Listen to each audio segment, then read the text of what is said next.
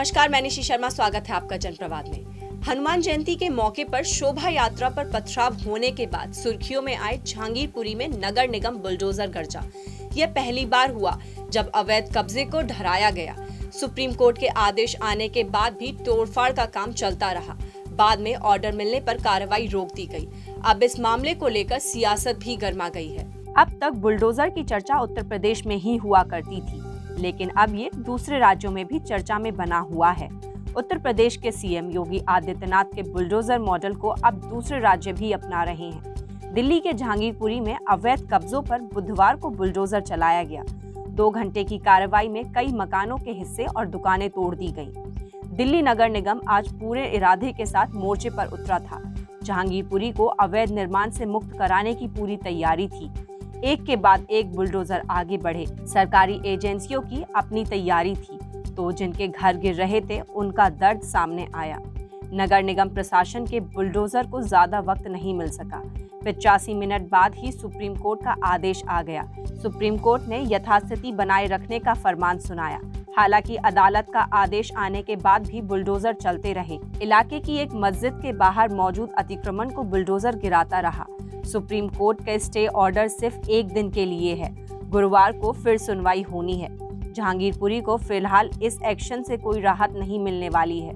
बता दें कि उत्तरी दिल्ली नगर निगम ने हिंसावादी जगहों पर अतिक्रमण के खिलाफ 20 से 21 अप्रैल को बुलडोजर चलाने का ऐलान किया था। जहांगीरपुरी में जामा मस्जिद के सामने अतिक्रमण को हटाने के लिए करीब 1500 जवान तैनात किए गए थे।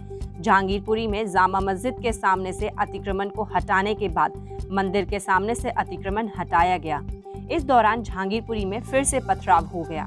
मंदिर के पास कार्रवाई के दौरान कुछ पत्थर फेंके गए। पुलिस ने एक पत्थर फेंकने वाले को हिरासत में ले लिया है। जहांगीरपुरी इलाके के रास्ते में जो भी अवैध निर्माण आया उस पर बुलडोजर चलता रहा। एमसीडी के बुलडोजर ने कई मकानों का अवैध हिस्सा गिरा दिया। वहीं जितना हिस्सा वैध था उसे छोड़ दिया गया। एमसीडी के साथ बुलडोजर ने 2 घंटों के भीतर जहांगीरपुरी इलाके के कई खोखे और खोमचे तोड़ दिए। फुटपाथ से लेकर सड़क पर फैले अवैध कब्जों को ध्वस्त कर दिया गया। सड़कों पर पड़े सामान को हटाया गया। इस कार्रवाई में नगर निगम के कमिश्नर समेत 1000 कर्मचारी मौजूद रहे। जहांगीरपुरी में एक्शन को लेकर सियासत तेज हो गई है। ओवीसी ने कहा, बीजेपी ने गरीबों के खिलाफ युद्ध छेड़ दिया है। अतिक्रमण के नाम पर यूपी और एमपी की तरह दिल्ली में भी घर तोड़ दिए गए हैं। कोई नोटिस नहीं, कोर्ट जाने का मौका भी नहीं मिला। ये सिर्फ गरीब मुस्लिम को सजा है। केजरीवाल को अपनी भूमिका स्पष्ट करनी चाहिए। आप विधायक अमरतुल्लाह ने कहा कि अमित शाह और भाजपा दिल्ली में शांतिपूर्वक माहौल को खराब करना चाहती हैं। समय रहते लगाम नहीं लगी तो यह घटिया राजनीति देश को ले डूबेगी। वहीं कांग्रेस नेता राहुल गांधी ने कहा, 8 साल की बड़ी बातों के नतीजे ये हैं कि भारत के पास सिर्फ 8 दिन का कोयला बचा है। बिजली कटौती से छोटे उद्योग धराशायी हो जाएंगे, जिसमें नौकरियों का नुकसान होगा। नफरत का बुलडोजर बंद करें और बिजली प्लॉट्स को चालू करें। तो वहीं भाजपा नेता कपिल मिश्रा ने नगर निगम की कार्रवाई का समर्थन किया। अभी जो सुप्रीम कोर्ट का ऑर्डर आया है जहांगीरपुरी में बुलडोजर पर स्टे का ऑर्डर, ये बहुत सारे सवाल खड़े करता है।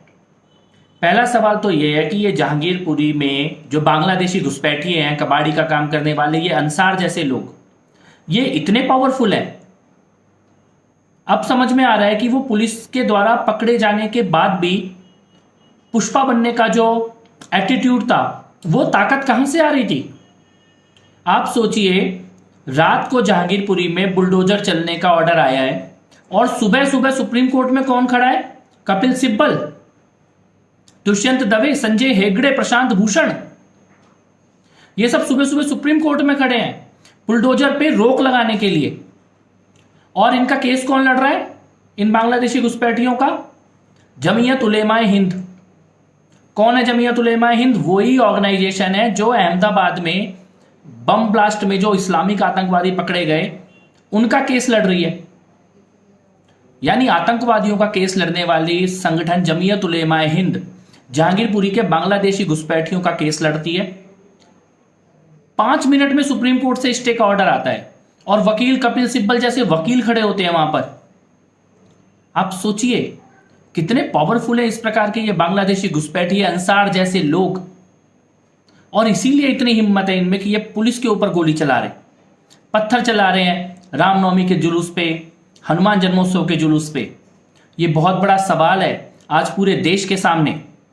सोचना होगा हमें कि किस प्रकार का ये नेक्सस, किस प्रकार का ये कॉकस किस प्रकार का बन गया है कि देश में पुलिस पे गोली चलाने वाले लोगों के लिए भी देश के सबसे बड़े वकील और आतंकवादियों का केस लड़ने वाले संगठन खुलेआम सुप्रीम कोर्ट जाते हैं और 5 मिनट में ऑर्डर भी लेकर आते हैं। खबरों का सिलसिला जारी रहेगा, देखते रहिए जनप्रवाद। नमस्कार।